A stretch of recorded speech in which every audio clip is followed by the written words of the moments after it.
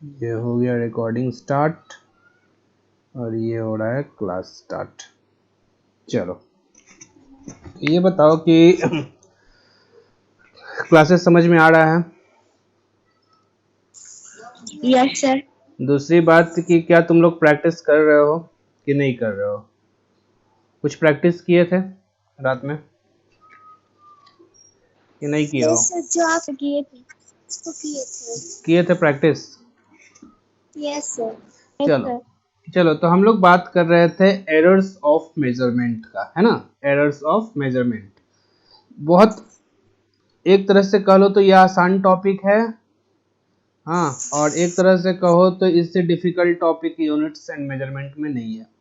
यदि सही से सब समझ में आता है तुमको और प्रैक्टिस करोगे तो ये बहुत आसान टॉपिक है, और यदि प्रैक्टिस नहीं करोगे तो इससे डिफिकल्ट कुछ नहीं है। तो ये बताओ, यदि किसी को याद है तो एरर्स को कितने टाइप का एरर्स पढ़े हो? नंबर 1 था क्या? Systematic error. सिस्टमैटिक एरर, ठीक है। नंबर 2 था क्या? Random error, right? Random error. Random error, very good. और नंबर 3 था list count error. List count error. हम लोग इस एरर के बारे में बात किए थे, सिस्टमैटिक एरर के बारे में।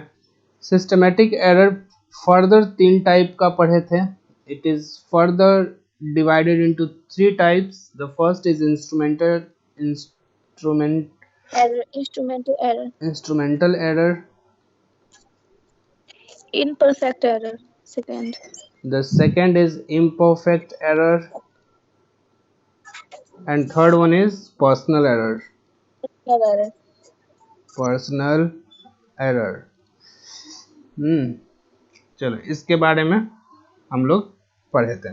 तो यदि हम लोग इंस्ट्रूमेंटल एरर के बारे में बात करें तो इंस्ट्रूमेंटल एरर क्या होता है? इंस्ट्रूमेंटल एरर होता है कि यदि जो इंस्ट्रूमेंट क्या होता है, what is instrument?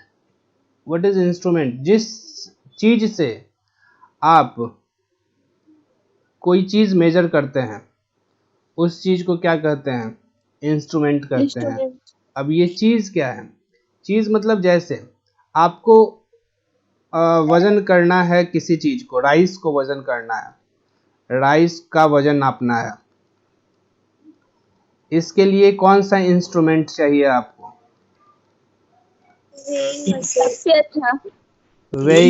Weighing machine, और इसको हिंदी में कहते हैं तराजू। आपको एक रिबन का लेंथ नापना है, कौन सा इंस्ट्रूमेंट चाहिए? मीटर स्केल चाहिए।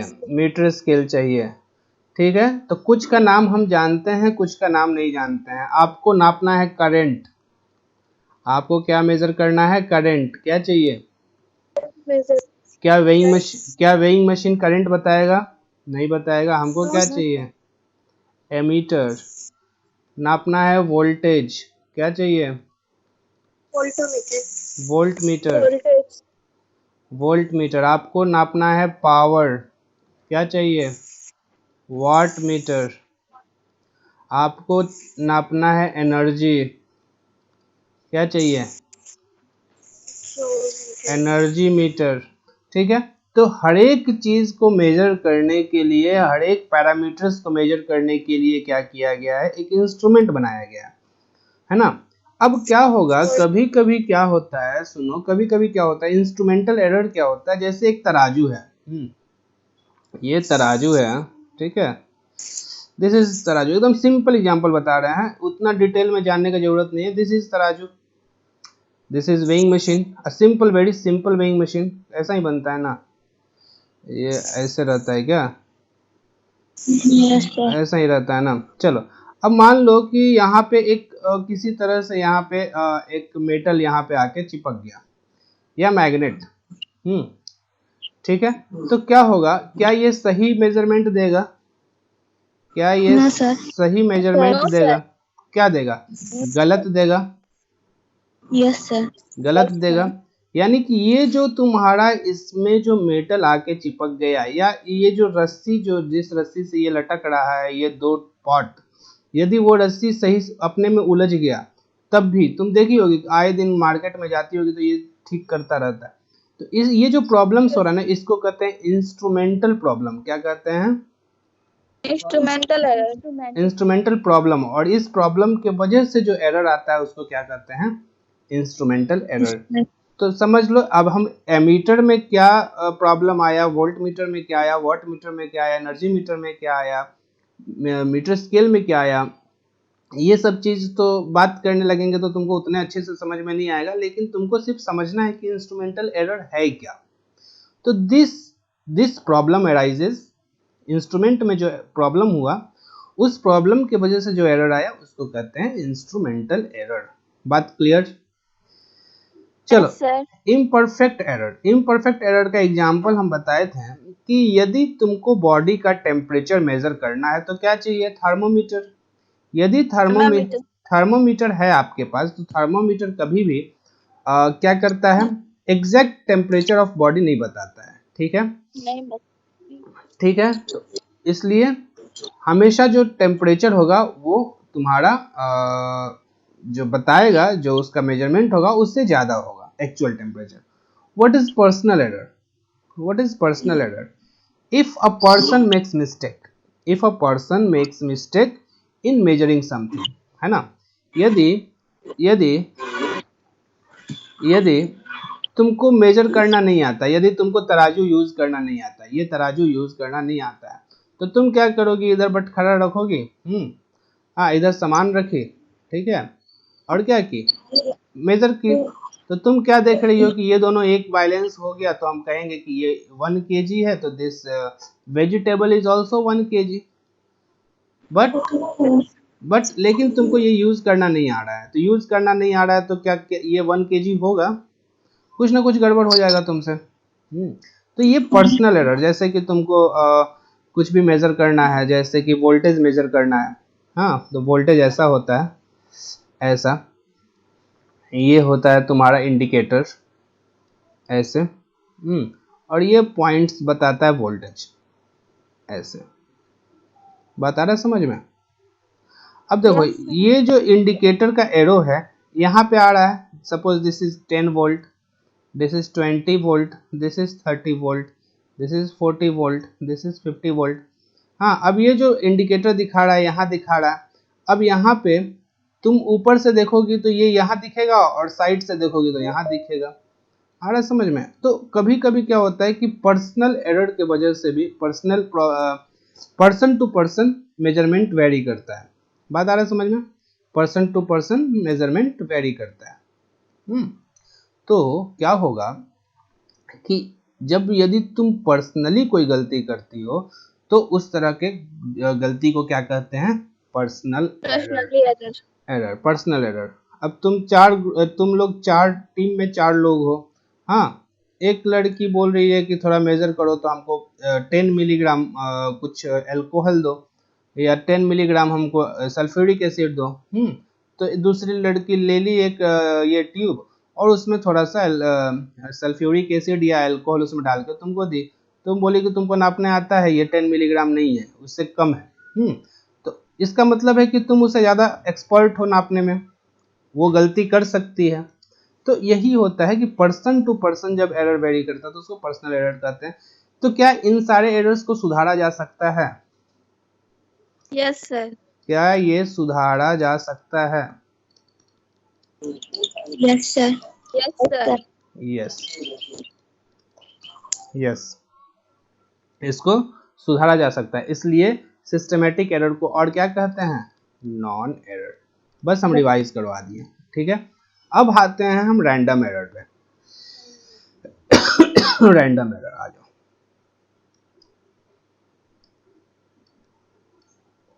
Random error. अब देखो, ये एरर हमारे हाथ में नहीं है। ये एरर जो है ये सुधारा नहीं जा सकता। इस एरर को क्या किया जा सकता है? सुधारा नहीं जा सकता है। हाँ, रैंडम एरर क्या होता है पहले इसको समझो। रैंडम एरर होता है जब मशीन ही कुछ गलत मतलब मशीन का जो जो इंस्ट्रूमेंट तुम यूज कर रही हो वो इंस्ट्रूमेंट ही गलत मेजरमेंट दे रहा है। कितना गलत? थोड़ा बहुत ऊपर नीचे, ठीक है। जैसे कि एक वेइंग मशीन है एक वेइंग मशीन है, हाँ, डिजिटल। कैसा? Digital. Digital. Digital weighing machine है तुम्हारे पास एक पैकेट है, हाँ, ये डिजिटल वेइंग मशीन है। तुम्हारे पास एक पैकेट है, उसका वजन यहाँ पे नापना है। तो ये बता रहा है इस पैकेट का वजन 5.5 ग्राम, ठीक है। लेकिन जब इसी पैकेट को हम दूसरे वेइंग मशीन पर मेजर करते हैं तो ये दिखाता है 5.45 ग्राम। कितना ग्राम का अंतर हुआ?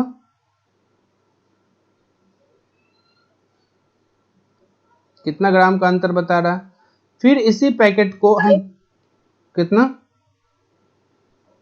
5। यदि इस पैकेट को तुम इस वेइंग मशीन 1 पे, 2 पे, 3 पे मेजर करती हो तो ये दिखाता है कि पैकेट का वजन है 5.5 ग्राम। जब उसी पैकेट को दूसरे वेइंग मशीन पे मेजर करती हो तो उसका वैल्यू बता रहा है 5.45 ग्राम। और उसी पैकेट को तीसरे वेइंग मशीन पे मेजर करती हो तो दिखाता है 5.45। 5.45 हो गया 5.55, 5.55 ग्राम। बताओ कौन सा सही मानोगी? 1 को सही मानोगी कि 2 को कि 3 को? 1 को। 1 को, 1 को, 2 को, 3 को, किसको? चलो ये बताओ कि इन दोनों में कितना अंतर आ रहा है? इन दोनों में कितना अंतर आ रहा है? 0.05। 0.05। किसका जवाब था? सर मेरा लवली। Lovely, very good. चलो 5.5 माइनस 5.45, 0.05 ग्राम का अंतर आ गया, वेरी गुड।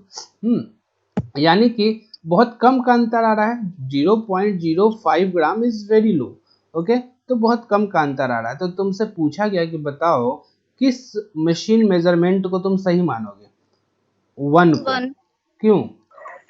1 वाला तुमको घूस दिया है, क्योंकि ये सबसे अच्छा मेजरमेंट दे रहा है। सबसे अच्छा? ये क्या है सबसे अच्छा? सबसे अच्छा क्या है? देखने में अच्छा लग रहा है कि ये 5.5 है। मेजरमेंट सबसे ठीक दे रहा है तीनों में से। कैसे कैसे कैसे ये पता चला तुमको कि सबसे ठीक दे रहा है? How do you know? ये दोनों से तुमको क्या दुश्मनी है? ये कम बता रहा है या ज्यादा? तो हमको पता ही है नहीं है ना कि पैकेट में कितना पैकेट का वजन कितना है। हमको तो पता ही नहीं है कि पैकेट का वजन कितना है, ठीक है। तो तुम्हारा आंसर होना चाहिए कि sir we cannot say which one is telling us the right result. We cannot say which instrument is showing us the right result. Neither this result is correct, neither this result is correct, neither this result is correct. तो ये जो problem हो रहा है इस problem को क्या कहते हैं? Random error. चलो अब एक बार और समझो रैंडम एरर को। एक और एग्जांपल से समझाते हैं तुमको रैंडम एरर एकदम। और ज़्यादा इसमें क्या है कि जैसे कि 3 इंस्ट्रूमेंट दिखाया गया तो 3 इंस्ट्रूमेंट में हम एक ही पैकेट तो वेट कर रहे हैं ना। एक ही पैकेट को 3 अलग अलग मशीन पे वेट कर रहा है और तीनों मशीन क्या दिखा रहा है? अलग अलग मेजरमेंट दिखा रहा है। तो हम कैसे बताएंगे कौन सा मशीन ठीक है कौन सा मशीन खराब है? हर मशीन में हर इंस्ट्रूमेंट में थोड़ा बहुत एरर होता ही है। चलो अब रैंडम एरर को एक और एग्जांपल से समझो। एक शरबत का ग्लास है, सब शरबत पी होगी कभी ना कभी। शरबत में क्या होता है? शरबत में क्या होता है? नींबू नहीं होता है। चलो इसमें होने का तो बहुत कुछ हो सकता है लेकिन जो 2 बेसिक चीज है वो क्या होता है? नींबू अच्छी वाटर एंड शुगर, ठीक है। ये शरबत है। लेमन बाद में, लेमन तुम घर में मिला के पी लेना। फिलहाल क्लास में हम लोग सिर्फ वाटर और शुगर का शरबत पिएंगे। चलो ये है शरबत, वाटर एंड शुगर। इसमें क्या हुआ, जब इसको तुम घोल लोगी दोनों को, तो घोल लोगी तो ये हो जाएगा वाटर और शुगर का सॉल्यूशन। हाँ, इसमें कहीं तुमको चीनी दिख रहा है अलग से तैरता हुआ? No sir. दिखता है क्या? चलो ये सर, ये एग्जांपल परफेक्ट एग्जांपल है रैंडम एरर को समझने के लिए। ये एग्जांपल परफेक्ट एग्जांपल है रैंडम एरर को समझने के लिए। चलो एकदम ध्यान से देखो हम क्या बोल रहे हैं। हमको निकालना है कि 1 मिलीलीटर सॉल्यूशन में, 1 मिलीलीटर शरबत में, हाँ 1 मिलीलीटर शरबत में या 1 मिलीलीटर इस सॉल्यूशन में शुगर का कंसंट्रेशन कितना है। मतलब इसमें से 1 चम्मच शरबत निकालो और हमको बताओ उसमें पानी कितना है और चीनी कितना है। बता पाओगे क्या? No sir. तराजू से बता दोगे? No sir. मीटर स्केल से? नो। वोल्ट मीटर से? एमीटर से? इसके लिए पक्का है कि एक अलग टाइप का मशीन बनाया गया होगा, एक अलग टाइप का इंस्ट्रूमेंट बनाया गया होगा। मान लो ये इंस्ट्रूमेंट है और इस कैसा होता है कैसा नहीं होता ये जानने से हमको कोई मतलब नहीं है। बस ये समझ लो कि हमारे पास एक मशीन है जो क्या बताता है, इस पे हम 1 चम्मच जब ये सॉल्यूशन देंगे तो ये बताएगा कि इसमें 0.9 ml वाटर है और 1 ml शुगर है। ये तुरंत अलग अलग कर देगा। जिस तरह से तुम देखी हो ना कि यदि दूध में पानी मिला के यदि तुम बेचोगी, तो कैसे पता चलेगा कि इसमें दूध कितना है पानी कितना है? वो भी एग्जाम्पल ले सकते हो, यहाँ दूध कितना है। उसके लिए कुछ मशीन आता है दूध और पानी को अलग अलग करने के लिए कि इसमें कितना दूध है कितना पानी है। उस तरह से मान लो कि यहाँ भी वही एग्जाम्पल लिया गया। हाँ तो चलो देखो, 0.9 ml वाटर है, 1 मिलीलीटर शुगर है। बात आ रहा है समझ में? एकदम बेसिक तरीके से समझो। हो क्या रहा है कि ये जो इंस्ट्रूमेंट है, कौन सा इंस्ट्रूमेंट? जिस इंस्ट्रूमेंट से तुम क्या कर रही हो, शुगर का कंसंट्रेशन निकाल रही हो कि शरबत में शुगर का कंसंट्रेशन कितना है। चलो देखो शुगर का कंसंट्रेशन कितना है। देखो ये मशीन है, इसको लिखो। ये इस मशीन का नाम है कंसंट्रेशन कैलकुलेटर। डायरेक्ट लिख लो कंसंट्रेशन कैलकुलेटर। हमको इससे कोई मतलब नहीं है कि ये मशीन कैसा दिखता है, हाथी जैसा दिखता है कि चूहा जैसा दिखता है, इससे कोई मतलब नहीं है। एक स्क्वायर ले लिए और हम मान लिए कि क्या है, ये कंसंट्रेशन कैलकुलेटर है। मान लो अब क्या करो, ये तुम्हारे पास ग्लास से भरा हुआ शरबत है, ग्लास में 1 ग्लास भरा हुआ शरबत है। इससे 1 मिलीलीटर या 1 चम्मच, हाँ 1 मिलीलीटर शरबत इस पे डालो। यहाँ पे एक कटोरी बना हुआ है इसमें, उसमें डालो। ये मशीन तुरंत बता देगा कि भैया इसमें 5.1 मिलीग्राम शुगर है। बात समझ लो, एकदम बात समझो बेसिक से। क्या कि तुम इसमें से 1 चम्मच मतलब 1 मिलीलीटर, 1 मिलीलीटर इसमें से शरबत निकाल के इस कटोरी में डालो। तो ये कटोरी क्या बताएगा, ये मशीन क्या बताएगा कि भैया इसमें कितना है, 5.12 मिलीग्राम शुगर है। चलो इस कटोरी को खाली करो, खाली कर दी। फिर रखो यहाँ पे, फिर दूसरा चम्मच डालो, दूसरा चम्मच शरबत डालो। तो कितना शुगर होना चाहिए? एक मिलीलीटर में, दूसरा मिलीलीटर में कितना शुगर होना चाहिए बताओ? 5.12 होना चाहिए। बिल्कुल सही बोल रही हो। कौन बोल रही हो 5.12?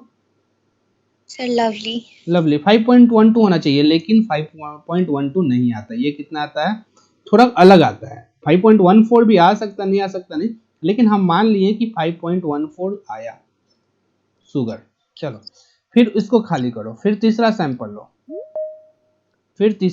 लो, चली जाओ। कैसे तुम लोग ग्रुप लीव कर जाते हो ये बताओ तो? आवाज नहीं आती है क्या? चलो तीसरा सैंपल लो, तीसरा 1 मिलीलीटर सैंपल लो, 5.1 मिलीग्राम शुगर आया। चौथा सैंपल लो, 5.10 मिलीग्राम शुगर आया। हाँ, उसके बाद क्या, 5.16 मिलीग्राम शुगर आया। ये एकदम रैंडम है, एकदम रैंडम है, एकदम रैंडम वैल्यू है, ठीक है। तो देखो ये जो गलती हो रहा है तो बहुत कम का गलती हो रहा है। 5.1 5.1 5.1 5.1 5.1 तो सब में है, सब में है। Yes sir, yes sir. गलत कहाँ हो रहा है, लास्ट डिजिट, लास्ट डिजिट में कहीं 2 है, 4 9 0 6, ठीक है। ये गलती हो रहा है, यहाँ पे एरर बता रहा है। यानी कि ये जो मशीन इंस्ट्रूमेंट है ये बहुत खराब नहीं है, बहुत अच्छा है, बहुत अच्छा भी नहीं है, बहुत खराब नहीं है। क्यों, क्योंकि यहाँ ये पहला दो जो तुम्हारा फिगर है वो कांस्टेंट है, सेम है। इसका मतलब है कम से कम ये तो बता रहा है कि ये 5 पॉइंट है, 1 है। उसके बाद जो पॉइंट 02 04 09 ये बहुत कम का अंतर आ रहा है। तो this can be considered as a good instrument, this can be considered as a good instrument, but क्या करें बताओ। ये जो एरर आ रहा है 5.12 5.14 5.19 5.10 5.16, हम तुमसे पूछे कि बताओ how many students are there, maybe 7 or 8, out of 8 students tell me why this difference is coming, 5.12 5.14 5.19 5.10 क्यों आ रहा है इतना अंतर, why? तुम्हारा जवाब होना चाहिए, तुम्हारा जवाब होना चाहिए डोंट नो, डोंट नो। क्या जवाब होना चाहिए, आई डोंट नो। हो सकता है कि आएगा ही। तो इसी तरह के एरर को क्या कहते हैं, रैंडम एरर, और इसको कोई सुधार नहीं सकता है, इसको कोई सुधार नहीं सकता है। ये एकदम जिद्दी एरर है, इसको सुधारा, इसको सुधारा नहीं जा सकता, समझे। और तुमसे पूछे कि क्यों ये अंतर आ रहा है तो सीधा बोल दो कि आई डोंट नो। हो सकता कोई बात होगा, हमको उससे मतलब ही नहीं है। तो बताओ, अब तुमसे पूछा जाएगा कि बताओ कि इसमें से 5 सैंपल ली हो ना, 1 2 3 4 5, इस 5 में से सही वाला कौन है, इस 5 में से सही वाला कौन है। तुमसे कोई पूछेगा ना तो तुम क्या बोलोगे, पता नहीं, पता नहीं। Yes sir, yes sir. और कोई बताओ कि इसमें से सही वाला कौन है। कोई बोल दो 5.10, जो तुमको अच्छा लग रहा है वही बोल दो कि मेरे 5.12। हाँ 5.12 किसका है ये जवाब, कुमकुम का। कुमकुम का। देखो कोई तो मेरा रिश्तेदार तो है नहीं कि हमको अच्छा लगेगा 5.12 5.14 5.19 10 16, कोई रिश्तेदार तो हमारा है नहीं कि हम किसी एक को चुनेंगे। तो यदि इस तरह का केस हो रैंडम एरर में तो हम क्या करते हैं कि 4 5 6 7 8 10 सैंपल ले लेते हैं। तो यही सैंपल लिया गया और सबका वैल्यू देखते हैं 5.12 14 19 10 16 और इसका मीन निकाल लेते हैं, इसका मीन निकाल लेते हैं, एवरेज, एवरेज और मीन ऑफ सैंपल्स क्या हो जाएगा, 5.12 plus 5.14 plus 5.19 plus 5.10 plus 5.16 divided by कितना सैंपल ली थी, 1 2 3 4 5 5 sample. So your answer will be how much, calculate this, सबको जोड़ो and tell me what is the value. Add all the samples and divide it by 5. This is the actual value of the concentration in your शरबत। चलो भला बताओ इसको, calculate कर रही हो कि हम करें, कैलकुलेटर है तुम लोग के एग्जाम में तो कैलकुलेटर अलाउ नहीं होता है। by 5 5.12 plus 5.14 plus 5.19 sir plus 2571/5 2171, ये पांच पांच जोड़ के तुम्हारा 2023। 2571 ओहो, 2571/5 इसका वैल्यू आएगा, 2.57 इसका वैल्यू आएगा, देख लो, इसका वैल्यू आएगा 25.71 डिवाइडेड बाई 5। किसका 2570, 75 और लाख आ रहा था, बताओ। सर वही बोल रहे थे, बस आप सुनाए गलत पड़ गया। हमको सुनाई गलत पड़ गया। चलो, द फाइनल रिजल्ट अभी में, वही है। अच्छा चल देखो 5.14, राइट। So yes sir. तो बोलोगी कि इसमें से कोई मेरा रिश्तेदार नहीं है। हमको निकालने के लिए क्या करना पड़ेगा, सबका मीन लेना पड़ेगा। मीन कैसे लेते हैं, जितना सैंपल आया उसको जोड़ दो सिंपल, और उसको भाग दे दो कि कितना सैंपल ली हो। तो 25.71 डिवाइडेड बाई 5, 5.14 मिलीग्राम। ओके,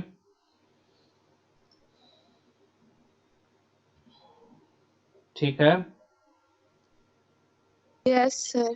चलो, एक और एरर बच गया। वो कौन सा एरर है, देख लो यहाँ पे, लिस्ट काउंट एरर है ना, लिस्ट काउंट एरर। चलो, आज इसको भी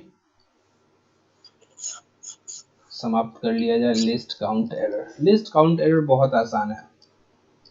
list count error, list count के बारे में सब जानती हो कि लिस्ट काउंट क्या होता है। What is list count?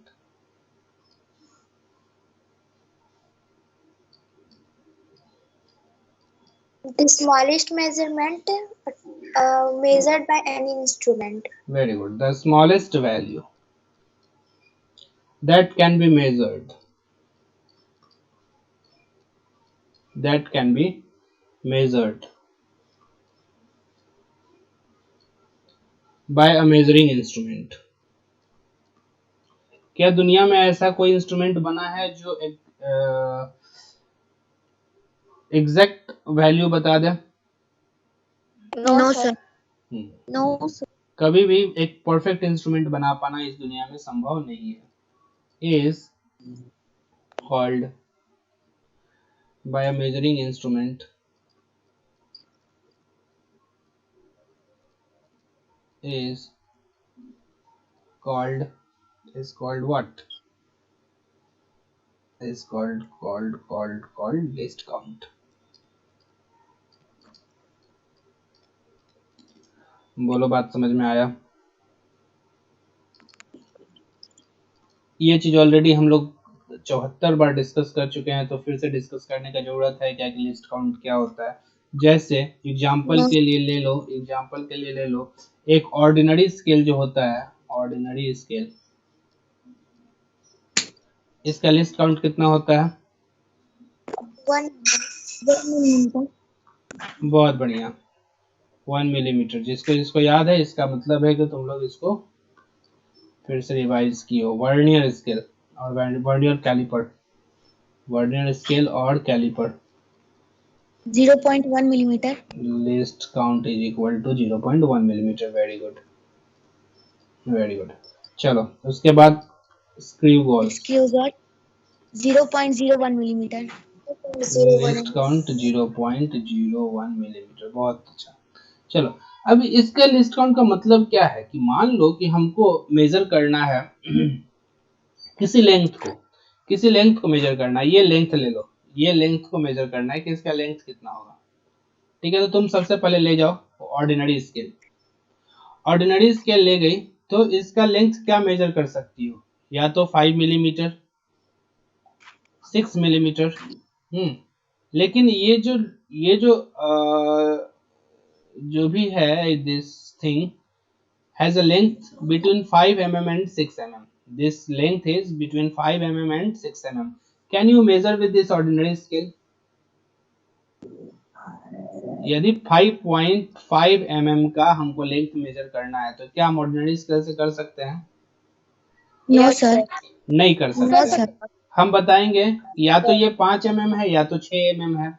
क्या ये बीच वाला कुछ कर सकता है? ऑर्डिनरी स्केल नहीं कर सकता। तो वो जो एरर आएगा, जैसे मान लो कि इसका this this there is something which has length 5.562 millimeter. This has length 5.562 millimeter, right? But what can you measure with the ordinary scale? Either 5 or 6, either 5 or 6। इससे हम बीच का तो नहीं मेजर कर सकते हैं। तो यदि 6 मेजर करती हो तब भी एरर कितना आएगा? 6 माइनस 5.565। और यदि 5 मेजर करती हो तो 5 माइनस 5.565। This is error. ठीक है। यदि हम वर्नियर स्केल से मेजर करते हैं तो थोड़ा तो कम एरर आएगा। इसमें क्या एरर आएगा? या ये कितना मेजर करेगा? 5.5 माइनस 5.562 और 5.6 माइनस 5.562 एरर ये हो जाएगा। उसी तरह से स्क्रू गॉज से जो एरर होगा और कम हो जाएगा। तो जितना परफेक्ट तुम परफेक्शन की तरफ आगे बढ़ोगे, जितना बढ़िया से बढ़िया इंस्ट्रूमेंट यूज करोगे, उतना कम एरर आएगा। लेकिन ऐसा नहीं कर सकते कि बिल्कुल एरर नहीं आएगा। इसमें सबसे ज्यादा एरर आएगा, सबसे ज्यादा एरर आएगा, और इसमें कम एरर आएगा, और इसमें सबसे कम एरर आएगा। बात आ रहा है समझ में? तो यही होता है लिस्ट काउंट एरर। डिपेंड करता है कि कौन सा इंस्ट्रूमेंट तुम यूज कर रही हो। बिल्कुल क्लियर? चलो अब हम लोग का मोटा मोटी ये खत्म हो गया है एरर का जो चैप्टर है। हम थोड़ा सा एक और चीज बात करेंगे। हम नॉमिनल वैल्यू बात किए थे ना, इसीलिए हम नॉमिनल वैल्यू पहले बात किए थे, क्योंकि उस पर बेस्ड कुछ क्वेश्चन भी सॉल्व कर लिए हैं। लेकिन हम फिर से नॉमिनल वैल्यू बात करेंगे। नॉमिनल वैल्यू एब्सोल्यूट वैल्यू का फिर से बात करेंगे। चलो देखो सबसे पहले बताओ कि हम नॉमिनल वैल्यू का डेफिनेशन कैसे दिए थे, तुमको कैसे समझाए थे? हम तो डेफिनेशन तो कुछ लिखा ही नहीं थे ना, तुम्हारे कॉपी में कोई डेफिनेशन नहीं लिखा हुआ है कि नॉमिनल वैल्यू का क्या डेफिनेशन है। लेकिन तुमको हम बताए थे कि नॉमिनल वैल्यू क्या होता है। नॉमिनल वैल्यू हम बताए थे कि जैसे किसी दुकानदार के पास तुम गई और कही कि भैया हमको 1 kg राइस दीजिए। क्या दीजिए? 1 kg राइस दीजिए। ये जो 1000 ग्राम का जो तुम डिमांड की, this is called nominal value. ये दुकानदार बोला कि हम 1000 ग्राम चावल आपको दे रहे हैं। तुम पूछी कि क्या ये एग्जैक्ट 1000 ग्राम है? तो वो बोला कि नहीं, मेरा जो तराजू है, this is not that perfect that could measure exact 1000 gram, but there may be some error of plus minus 20 gram. तो ये क्या था? Plus minus error 20 gram. Limiting error. Very good. Now तो तुमको कितना मिला होगा चावल? तुमको मिला होगा 980 ग्राम से लेके 1020 ग्राम के बीच में तुम्हारे पैकेट में चावल है। ये क्या है? Actual value. इतना समझ में आ गया था? तो तुम तो डिमांड की उसको, तुम उसको डिमांड की इतना ऐसा तो ऐसा था। लेकिन इतना क्वेश्चन सिंपल नहीं होता है। इसलिए हम सिंपल वाला चीज पहले बात किए और थोड़ा डिफिकल्ट वाला चीज बाद में बचा के रखे थे आप लोगों को शॉक करने के लिए। चलो वो शॉकिंग वाला काम आप शुरू करते हैं।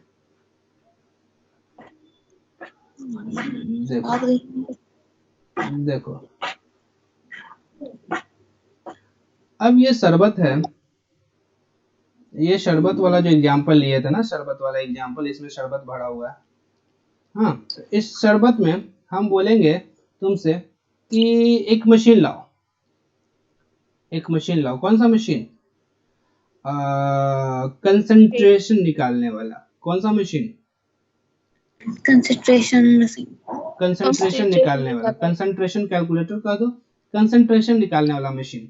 अब मशीन लेके आई, हम बोले कि बताओ इसमें से एक सैंपल लो। कितना सैंपल लो? 10 मिलीग्राम का सैंपल लो। 10 मिलीग्राम का सैंपल हो इस शरबत में से, और इसको यहाँ पे डालो। तो ये मशीन निकाल के देगा तुमको कि इसमें चीनी कितना है। तो ये बता रहा है कि जब तुम रखी इसको सैंपल को इसमें, तो ये कितना चीनी बता रहा है? 5.12 मिलीग्राम। कितना चीनी बताया? 5.12 मिलीग्राम। तो ये बताओ, ये जो 5.12 बताया, ये नॉमिनल है या एक्चुअल है? एक्चुअल होगा सर। चलो अभी तुम लोग का असली परीक्षा शुरू हुआ। चलो सर बताओ। एक्चुअल और कोई बोलो, और कोई बोलो। Sir nominal. नॉमिनल। और कोई बोलो।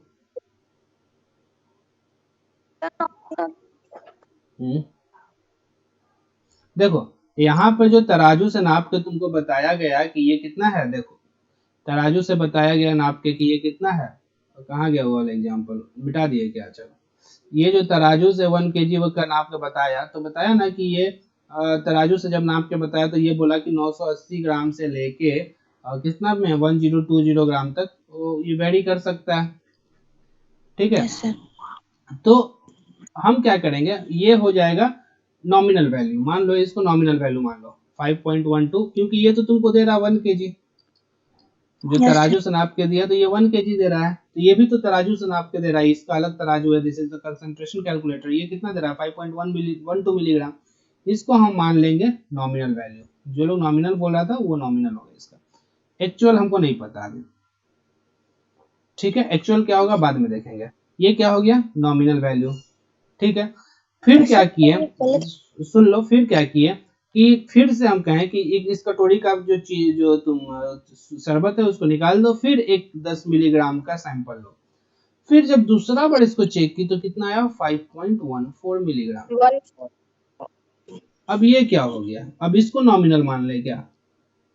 No sir. तो किसको नॉमिनल माने, इसको या इसको? फर्स्ट वाले को। फर्स्ट वाले को। नहीं नहीं, हम क्या करेंगे, कैसे नॉमिनल निकालेंगे? इस तरह का केस के लिए हम कैसे नॉमिनल निकालेंगे? हम लेंगे 5, 6, 8, 10 सैंपल ले लेंगे। 10 सैंपल का जो कंसंट्रेशन आया सबको जोड़ देंगे और डिवाइड करेंगे उसको उसके नंबर ऑफ सैंपल से, जैसे कि यहाँ पे this is average mean sample, this is called nominal और एब्सोल्यूट वैल्यू। इसी को क्या कहते हैं? एब्सोल्यूट वैल्यू कहते हैं। यानी कि रैंडम एरर जो पढ़े हैं उसका यहाँ फायदा हो रहा है। रैंडम एरर का जो यस। है इसका फायदा हुआ। यहाँ पे क्या करेंगे, 5-10 सैंपल निकाल लेंगे, 5-10 सैंपल का कंसंट्रेशन देख लेंगे, और कंसंट्रेशन का जो एवरेज होगा या जो मीन होगा दैट विल बी कॉल्ड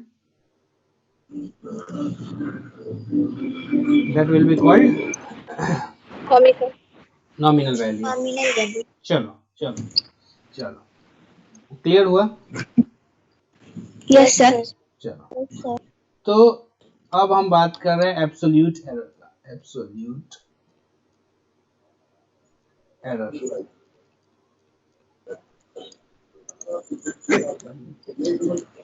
देखो लिख लो, इसको लिख सकती हो, और नहीं तो हम नोट्स जो शेयर किए हैं उसमें है। Absolute error in the measurement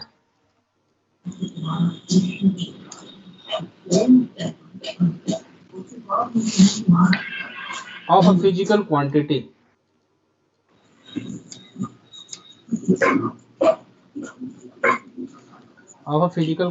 mute कर लो, म्यूट कर लो। Physical quantity is the magnitude of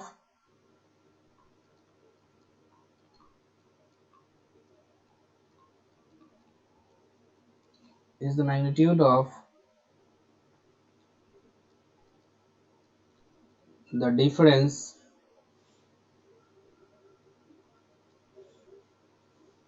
between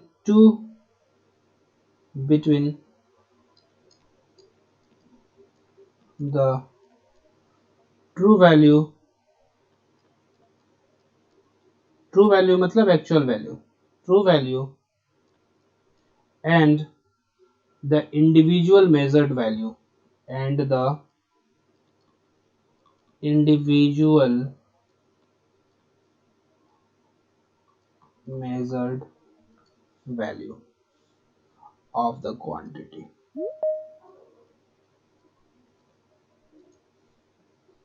of the quantity.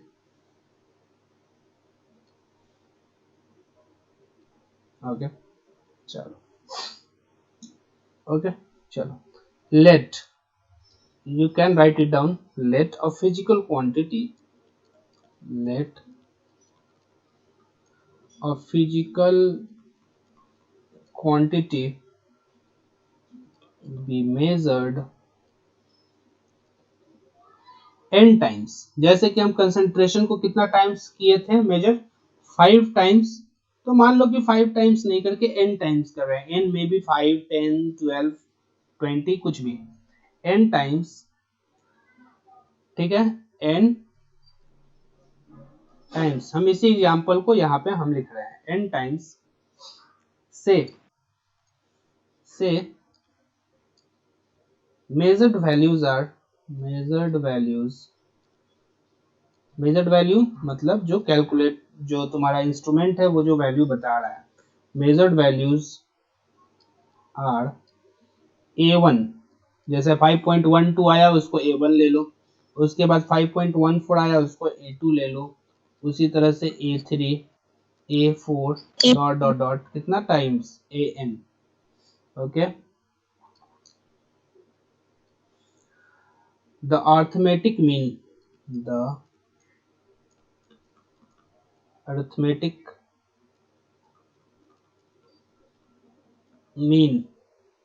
of these values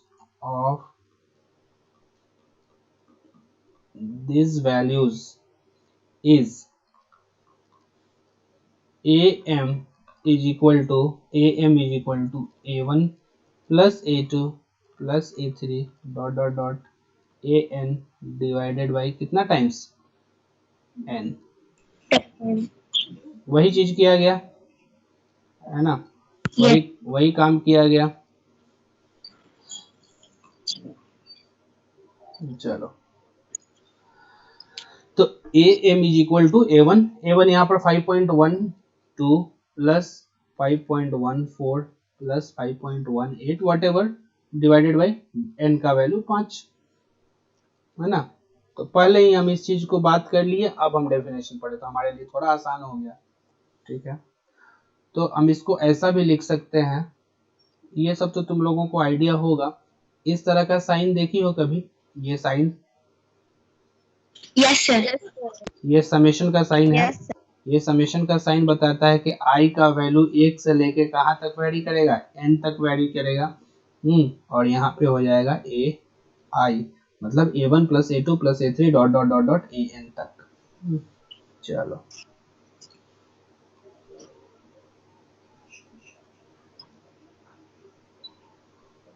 आया बात समझ में। नाउ एब्सोल्यूट एरर क्या होगा, ये जो निकला am, ये क्या है, ये है नॉमिनल वैल्यू, ये क्या है नॉमिनल वैल्यू, नॉमिनल वैल्यू। बहुत अच्छा बात है, चलो इसका मतलब है कि तुम लोग को समझ में आ रहा है। हम एक दिन रखेंगे, आज कंप्लीट हो जाएगा यदि, तो हम लोग कल क्या करेंगे, इस पर बेस्ड सिर्फ न्यूमेरिकल क्वेश्चन सॉल्व करेंगे, उसके बाद इस टॉपिक के अलावा दूसरा टॉपिक स्टार्ट करेंगे। एक टॉपिक लास्ट टॉपिक बचा हुआ है, the absolute errors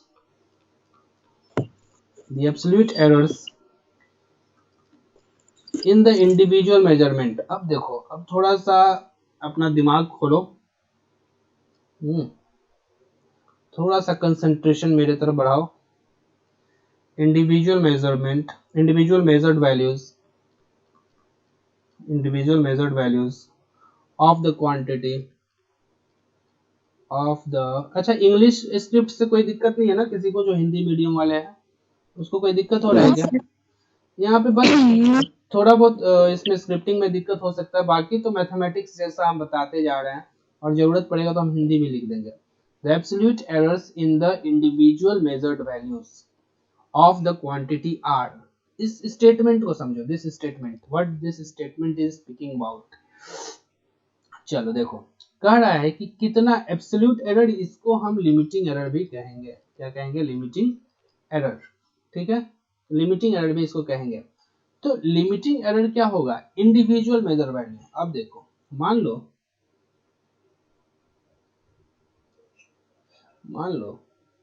देखते जाओ, कहाँ गया, यहाँ है।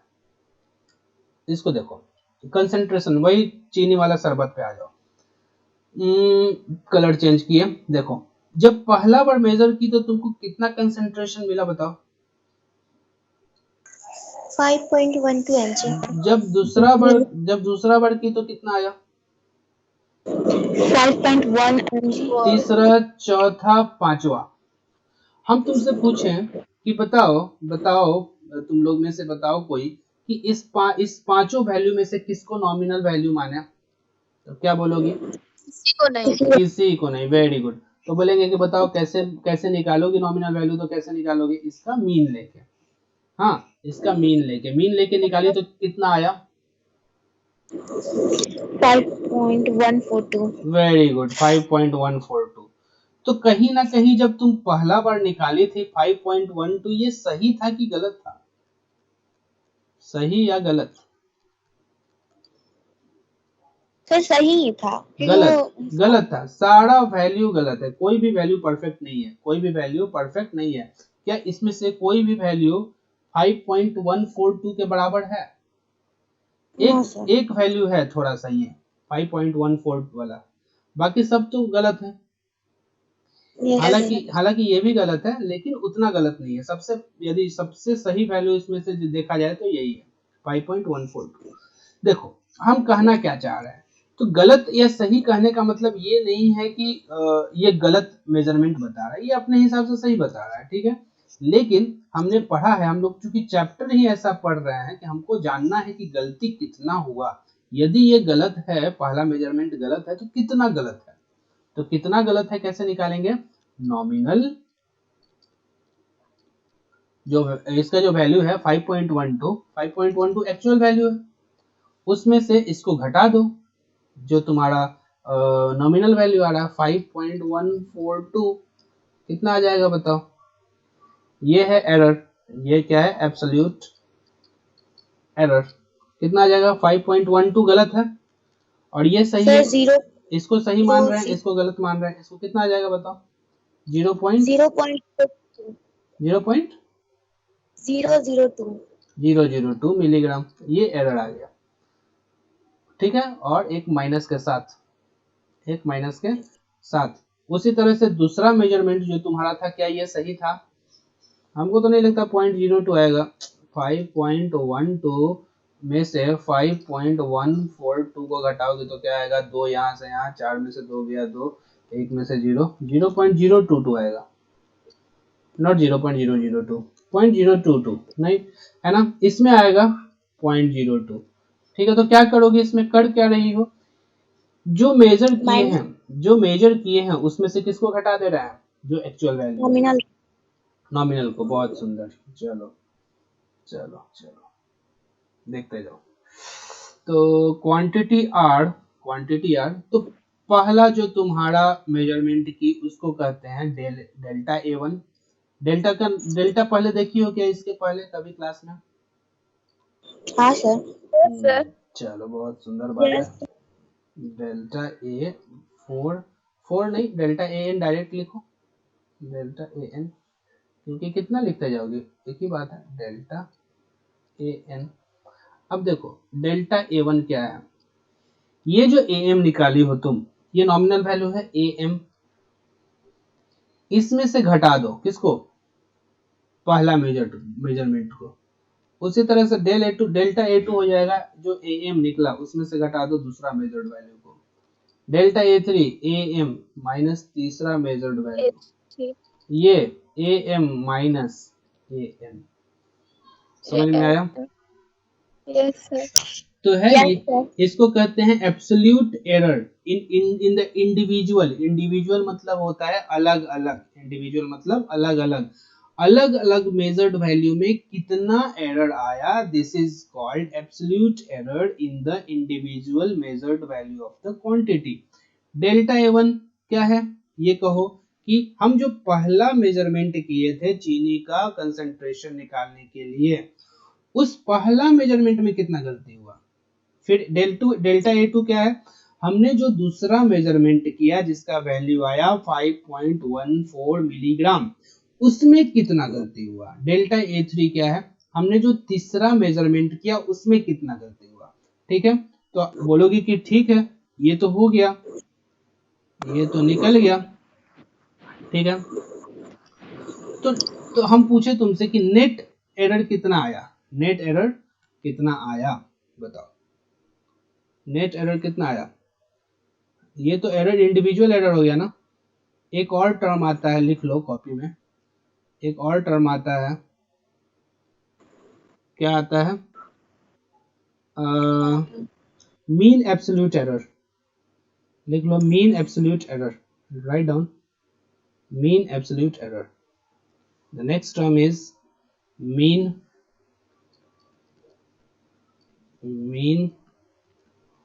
Absolute error. क्या हो जाएगा बताओ, mean absolute error, write down mean absolute error is the arithmetic mean. फिर से वही, इसका मीन निकाल देंगे अब, इज द, एक क्वेश्चन सॉल्व करेंगे सब क्लियर हो जाएगा। Is the arithmetic mean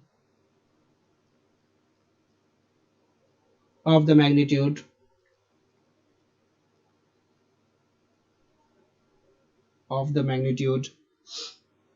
of absolute errors of absolute errors in the individual measurements in the individual measurement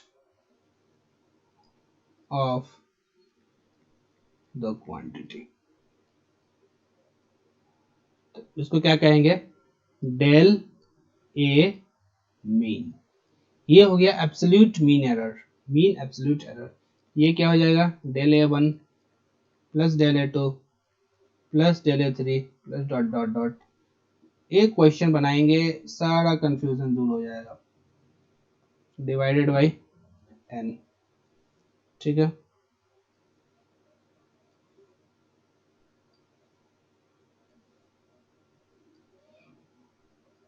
चलो तो डेल ए मीन कॉर्ड क्या लिख सकती हो बताओ, डेल ए मीन कॉर्ड क्या लिख सकती हो, 1/n summation of i is equal to 1 to n del a i. बात समझ में आया, यस सर। चलो यदि अभी थोड़ा क्लियर नहीं हुआ है तो क्वेश्चन से ये क्लियर हो जाएगा। ठीक है, चलो एक न्यूमेरिकल क्वेश्चन सॉल्व करेंगे तो सब क्लियर होगा। और सबको नोट्स मिल गया ना पूरा, सिग्निफिकेंट फिगर और क्या कहते हैं अभी जो चल रहा है एरर्स ऑफ मेजरमेंट, इन दोनों टॉपिक्स का नोट्स आपके पास हो गया। तो अभी तक 3 बार नोट्स दिया गया है, और जो भी नोट्स दिया गया है ये नोट्स काफ़ी है आपके एग्जाम्स के लिए। ठीक है, और इसके अलावा आपके पास एक स्टैंडर्ड बुक होना चाहिए। चलो देखो, hence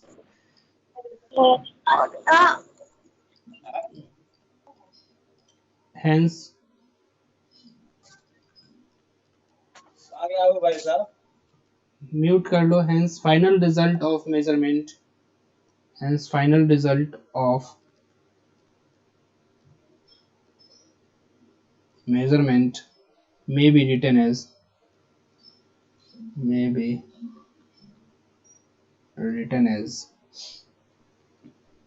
A is equal to AM plus minus del AM। चलो बताओ, थोड़ा बहुत याद आ रहा है क्या, हम लोग आ गए वहीं पे जहां से चले थे। ये हो गया एक्चुअल, ये हो गया मीन, ये हो गया लिमिटिंग एरर। क्या हम लोग जहां से चले थे वहीं आ गए, यस सर। हम लोग जहां से चले थे वहीं आ गए, कोई दिक्कत नो सर। नहीं। तो यानी कि ये जो भी किया गया, जो भी एडिशनल चीज आया, क्यों ये हमारा उस एग्जांपल से, उस कॉन्सेप्ट से अलग है, क्योंकि उसमें नॉमिनल वैल्यू निकालने में ज़्यादा परेशानी नहीं था, उसमें नॉमिनल वैल्यू क्लियर था कि यदि दुकानदार हमको 1 kg राइस दे रहा है, इसका मतलब 1 kg जो है वो नॉमिनल वैल्यू है। या जो तुम्हारा क्वेश्चन था R1 is equal to 37 ohm, R2 is equal to 75 ohm and R3 is equal to 50 ohm, ये जो क्वेश्चन था इसमें क्लियर था कि नॉमिनल वैल्यू इतना है। लेकिन जब तुमको नॉमिनल वैल्यू नहीं पता हो तब हम क्या करेंगे, हम इन प्रोसेस से उसका वैल्यू निकालेंगे, उसके बाद जो भी लिमिटिंग एरर, रिलेटिव एरर जो भी है वो निकालेंगे। बोलो, बात समझ में आया? क्या हम लोग जहां से हम लोग चले थे वहां समझ वहीं पहुंच गए? Yes sir. Yes sir. अच्छा, तुम लोग नोट्स बना रहे हो क्या? जो भी बताया जा रहा है उसका नोट्स तुम्हारे कॉपी में रेडी हो रहा है कि बस फोन तक रह रहा है? बना रहे हैं सर। बना रहे हो। चलो एक लास्ट टॉपिक और आज खत्म, आज इसको फिनिश कर दिया जाए। हालांकि ये टॉपिक ऑलरेडी हम लोग पढ़ चुके हैं, फिर से देखो, क्योंकि वो पढ़े थे हम इंडिविजुअल के लिए, यहाँ हम पढ़ रहे हैं ग्रुप के लिए। रिलेटिव एरर और फ्रैक्शनल एरर। फ्रैक्शनल एरर, ये बताओ कि रिलेटिव एरर को कैसे इंडिकेट करते हैं? डेल से। डेल ए लिखना है तो हम इसको क्या लिखेंगे? रिलेटिव एरर बराबर क्या होता है? यहां से बताओ, यहां से जल्दी। Sir del A by A. Delta A by A, delta ये delta A M by A M, A M. Limiting error divided by nominal. तुम लोग थोड़ा बादाम उदाम खाया करो, ठीक है? तुम लोग बहुत जल्दी भूल जाती हो कोई भी चीज। कहाँ भूले हैं सर? कहाँ सही बताई? मैं नॉमिनल वैल्यू को ए बता रही हो तो भूल ही गई ना। और जवाब देने में भी तुम लोग को 10 मिनट लग जाता है, पूछते हैं अभी तो 10 मिनट के बाद जवाब आता है। फटाक से आंसर दो, फटाक से। बोलिएगा कि गलत बोल रहे हैं, तो थोड़ा सोचने का टाइम तो मिलना चाहिए ना। नहीं, सोचने का टाइम नहीं मिलेगा। चलो लिखो। गलत बोल के डांटते हैं तो फिर the relative error, the relative error or fractional error, write down the relative error or fractional error of measurement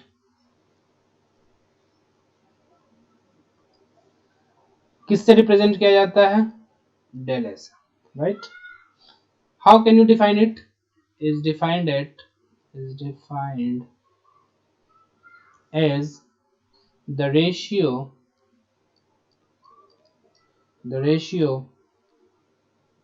of mean absolute error, right?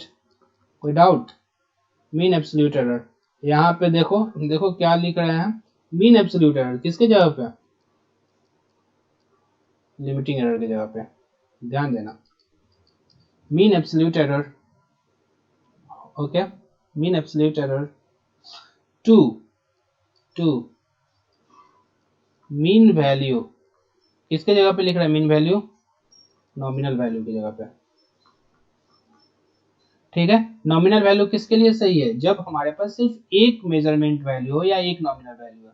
और मीन वैल्यू सही है जब हम सैंपल से मीन वैल्यू निकालते हैं। Mean value of the quantity measured, of the quantity measured. बताओ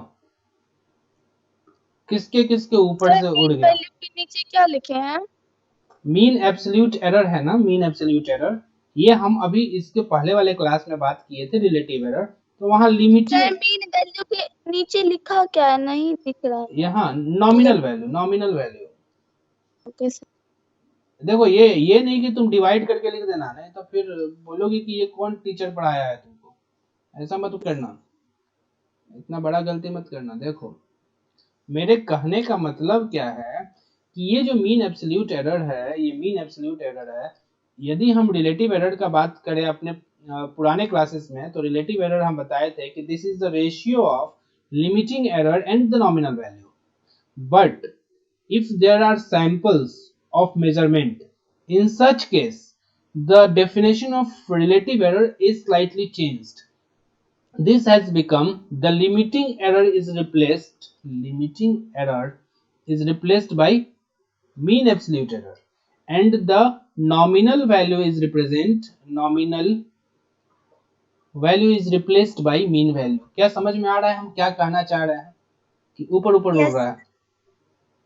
समझ में आया। चलो, तो यहाँ हमारा आज ये टॉपिक कंप्लीट होता है और कल हम लोग क्या करेंगे, इस पे जितना हो सके उतना न्यूमेरिकल क्वेश्चन सॉल्व करेंगे और उसके बाद आपका काम है कि उस पे क्वेश्चंस और जितना सॉल्व कीजिएगा उतना ये टॉपिक आपका क्लियर होगा। तो चलो यहाँ हम लिखते हैं finally, relative error represented by del A is equal to the ratio of mean absolute error to by mean value is equal to del A mean divided by AM. Del A is equal to del A mean by AM. चलो, क्या भारी लग रहा है ये topic error? No sir. लेकिन 95% student के लिए सबसे डिफिकल्ट टॉपिक यही रहता है, बहुत कंफ्यूजन होता है इसमें। हाँ, कंफ्यूजन हो रहा है। नहीं हो रहा है, अच्छी बात है, लेकिन इसमें कंफ्यूजन होता है बच्चों को। आपका स्टूडेंट शायद इसमें नहीं हो रहा। चलो ठीक है, तो what is percentage error? What is percentage error? क्या होगा? डेल ए को 100 से मल्टीप्लाई कर दो, जैसा जैसा जो काम पहले की थी वही काम यहाँ कर दो। समझ में आया? चलो, यस सर। तो this was all about today's class. Tomorrow we will discuss some numerical problems based on the topic discussed in last 3 classes. Thereafter we will start a new topic, dimension. Okay, thereafter we will start the new topic, dimension, and उसके बाद क्या होगा, आपका ये जो पूरा units and measurement है that will be completed, and after which we will start a new topic which is called kinematics. Right? So should we end the class? Sir Yes, बोलो। मेरे पास एससी वर्मा का बुक है तो चलेगा? हाँ, SC Verma का book चलेगा।